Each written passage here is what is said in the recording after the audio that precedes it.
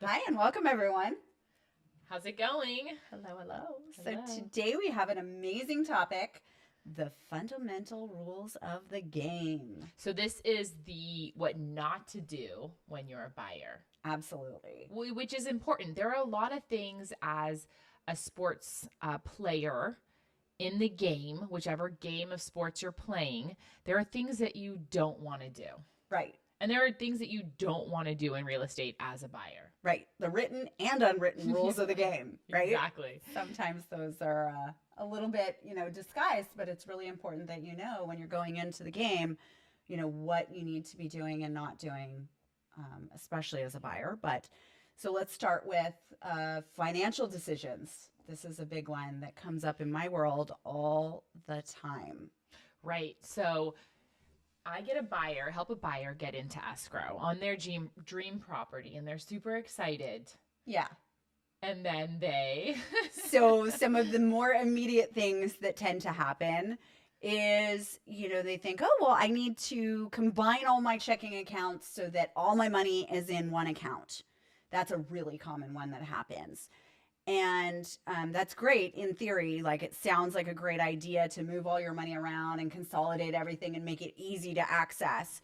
From a lending perspective, we have to track all of that money movement. And so anytime you move money within accounts, it creates extra work for the buyer because now they have to show where all of those transfers came from. And if we're in the middle of a month, then the statements haven't come out and there's extra paperwork involved. And it really just creates unnecessary extra work. So, rule of thumb is if you're a buyer and you're in escrow and you're in the process of buying your house, don't move anything around financially unless you talk to your mortgage broker, your realtor first. Yes. I think a big one for me is buyers get excited. They've removed their contingencies and they're like, let's buy new furniture for a house. Let's furnish our house. Yeah. And then they go to whatever Ashley Furniture, and Ashley Furniture is running a special where if they apply for financing, they get 10% off. So that's, rule number 2. Do not apply, even if you don't open any new accounts, don't apply for any new accounts without talking to your lender because any new accounts have to be explained. And while it may not be problematic for your individual situation, like you may qualify still, it creates extra paperwork. Extra paperwork can create extra time frames, which can delay things depending on where you are in the transaction. So always, always, always check with your mortgage lender before you apply for any new credit, before you move money around, and before you accept any money. So that's a big one too. A lot of times people get into the transaction and they'll say, well, my grandma found out that we were buying a house and she wanted to gift us $5,000 and she just deposited money into our account. Well, that can cause some problems on the mortgage side. We need to track all of that. And if money goes into your account, then all of a sudden we need paperwork from grandma. Sometimes grandma doesn't want to provide her bank statements, and that then creates extra complications in the transactions.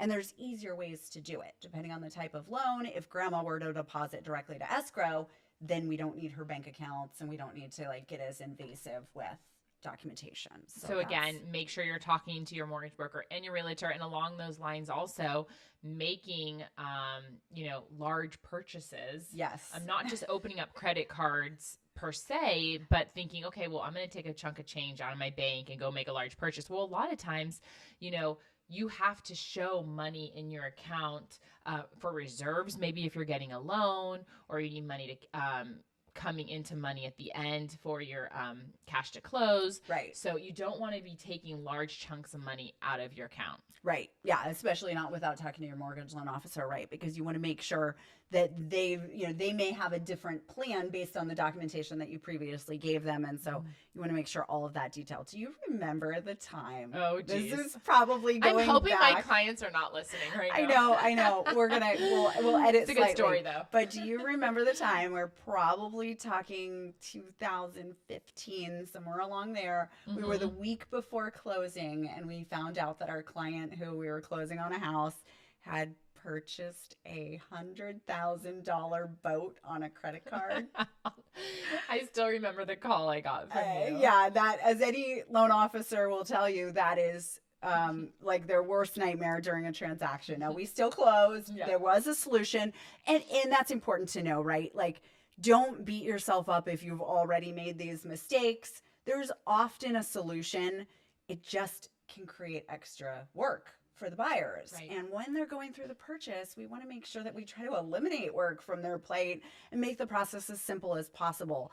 And while it may seem like no big deal on their end, it, from a lending perspective, they just have their rules. And so we have to follow those rules. So we still closed on our dear clients who purchased their $100,000 boat on a credit card. But I remember losing a little sleep over that one. So just basic rule, if you're a buyer, don't plan on moving any of your finances around, whether receiving money, getting money, opening up credit cards, anything like that until you check with your mortgage broker and realtor first. Right. And so that kind of leads me to one that would be very unexpected. But one thing that has come up in the past that buyers never think about is don't pay anything off either. So let's say you have this looming collection on your credit report, it's a couple $1,000 collection, and you think, well, I'm paying it off. That'll be great for my overall financial picture, right? You're paying off a negative item.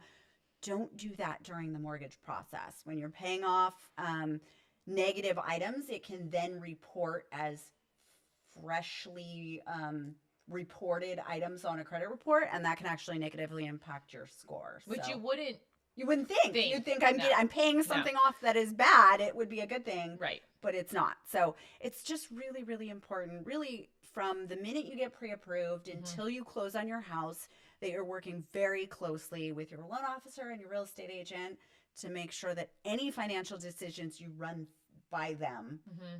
And that goes to all the big stuff too, which seems obvious, but don't change jobs. Don't buy any other houses. I have actually had that happen where somebody was buying a house out of state on another transaction at the same time, and they didn't tell us about that.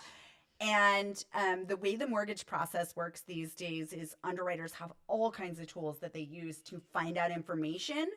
So it always gets discovered, but sometimes it gets discovered at the last minute, and that can just throw a total wrench in the timeline, which is, often problematic, Right. to say the least. So no changing jobs, no buying other houses, no paying off collections, no moving money around, no making big purchases, no gifts from grandma or anyone else. What else? What have So we I think missed? besides, that's the financial side of it, Yes, right? Just yes. kind of like frozen, freeze tag. Yes. While you're in escrow, don't do much. And if you're going to do something, check with your mortgage broker Yes, first. I'm your new best friend. Run all your financial decisions by me. I have to say it's super amazing at the end of the transaction when I have clients like a week after closing come to me and say like, hey, I want to move some money around. And I'm like, no, you're free to go now. Like now you can live your life as you normally would. You don't have to consult me on everything. Go back to being in charge of your own finances. But yeah, once you close, you're good. So I think one thing that I see a lot is, and I would say it's a big no-no in terms of being a buyer, is thinking that you're going to hedge your bets or play your cards safe by going in to multiple open houses and finding multiple realtors and hoping that multiple realtors, you hiring them and having them work for you. Right. It doesn't work. You're actually better off finding one top agent and hiring them to be your realtor on the buying side. Right. Because what happens, I think, is if you find multiple realtors, first off, like for myself, being a top agent, I don't work with somebody who works with multiple other realtors. Right. Well, it's just confusing for one. I mean, it's confusing. The way that we get paid is by hustling for you and finding you a house, working hard for your business. And then once you close on that property, we get paid. Right. So it's not motivation for realtors to hustle for you and find you a house if you're working with multiple realtors. Right. And I think a lot of buyers don't realize that. Yeah. I think the other thing I see is a buyer thinking, well, I'm going to get a leg up by working with the listing agent of that property. Right. I see that on the lending side. They'll say, well, I walked into the open house and I thought I'd get a better deal if I work directly with the listing agent. And it doesn't work like that. It At just the end of the day, doesn't. it's the seller's decision Yeah. what offer they accept. Right. Well, and sometimes it even puts them in a worse position because you have an agent who is kind of torn between their, Two clients. to their two Right. clients and who they need to be responsible to. Right. And in a multiple offer situation, a lot of times the listing agents won't take on a new client of that property anyways. They'll refer you out to somebody else. Right. So if you want to do yourself, the best thing you could do as a buyer is find a top realtor that's going to work hard for you and stick with that realtor. Right. And let them work for you. And so do your due diligence up front. Make sure that you're interviewing agents and you're finding one that you are confident will go to bat for you. Yep. And who also has the track record. I know we have talked about that before, but it's really, really, really, really, really, really, really important that you find an agent who has lots of transactions under their belt. And has good relationships with a lot of other agents. Yeah, I mean, this is definitely a relationship business. And, it's just, it's unfortunate. But buyers who are not working with agents who have the experience don't necessarily know what they don't know. What they don't know. Correct. Yeah. So as a buyer, don't go look for multiple realtors to work with you. Just find your one person and stick with them. Right.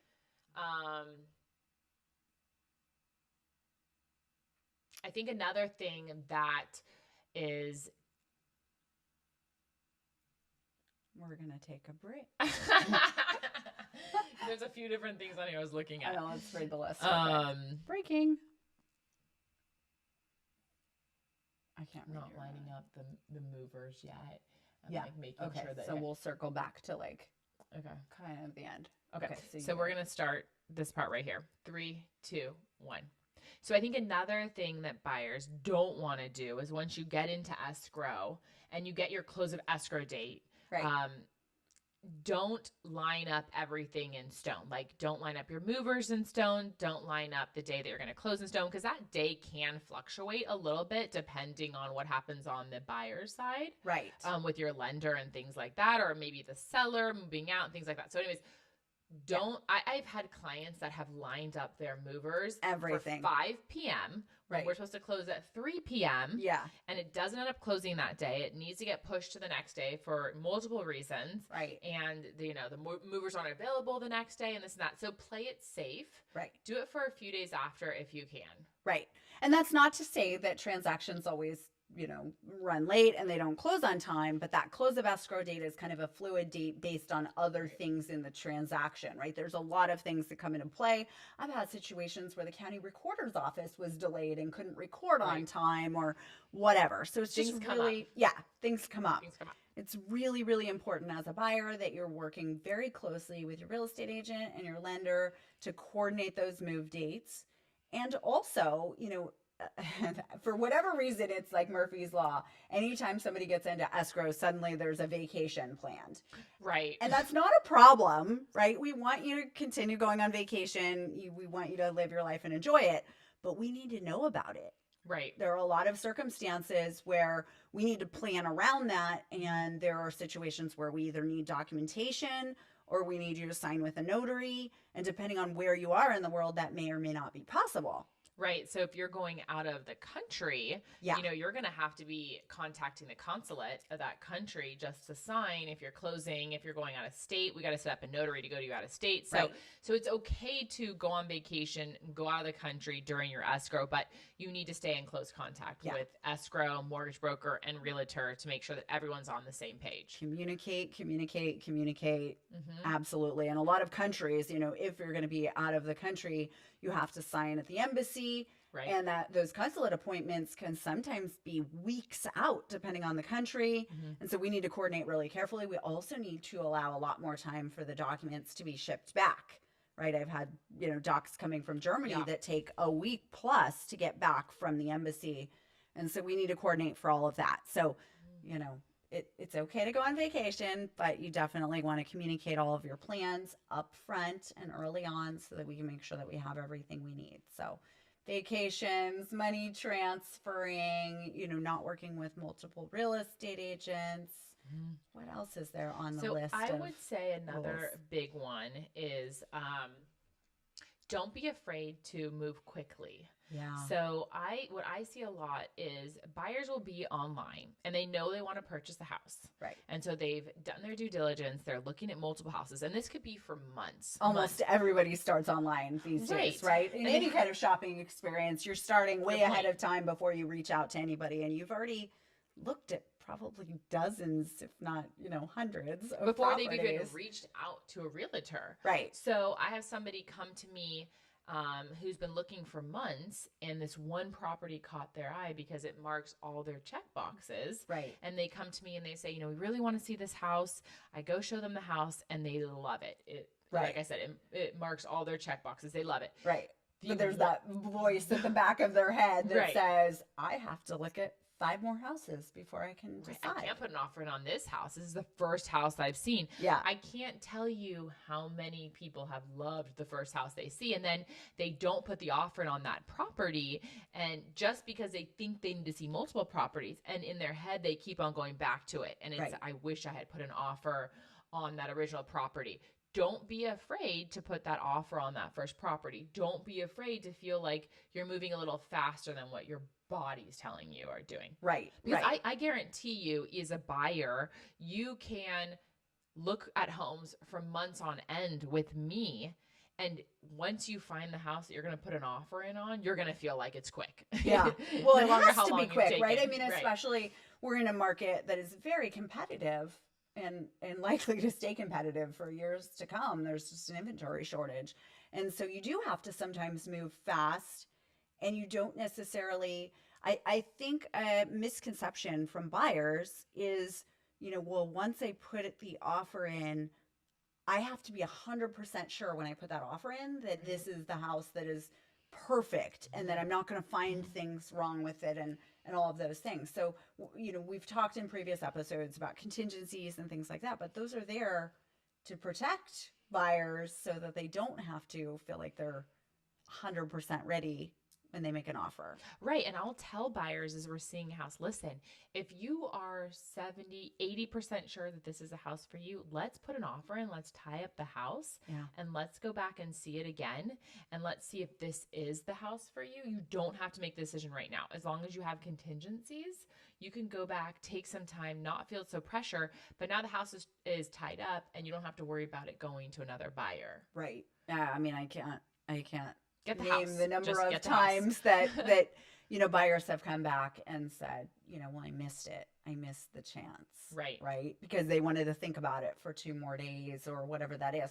And I don't want this to come off as sounding like we want you to be rushed and we don't want you to make an educated decision, right? We want you to consider all of those things, but we want you to make those considerations while you're already in escrow and you know that you have the option to buy the house, right? As opposed to losing it to somebody else because you're taking too long to think about it, and then you're kicking yourself for it. Every no house longer you an see option after that. Yeah. Yes. And I don't know about you. I've bought several houses over my lifetime, and if I look back objectively, I've known the minute I walked in the door. Right. It's like that feeling you get. just know. I mean, you just know, right? And I mean, when we bought our last house, I just kind of knew. And then I had doubts halfway through the transaction. And that's when you work through those doubts. You go through it and you go, okay, am I making a good decision? And then you get your 24 hours to sleep on it and you get to make up your mind and, decide that it was still a good decision. But those are the times that we want to take that time to think about it, is once you already know that you're guaranteed the house. Right, exactly. Yeah. So I would say don't feel like you're being rushed, and don't be afraid to put that offer on that house, even if it's one of the first ones you've seen. Right. So I think we've done a great job of, telling you guys about the fundamental rules of the game and what not to do as a buyer. Yeah, I hate to give you a laundry list of things not to do, but it is really, really important that you communicate very carefully with all areas of your financial life with your real estate agent and mortgage broker when you're buying a house, or even before you're buying a house. Right, exactly. I should add, on the lending side, we look at kind of a 2-month snapshot. So anything you've done for the previous 2 months comes into play. So before you buy a house, all of those things still apply. No job changes, no big credit card purchases, all that kind of stuff. Yep, exactly. All right. So those are the rules of the game. The real estate play-by-play. Cheers. Cheers.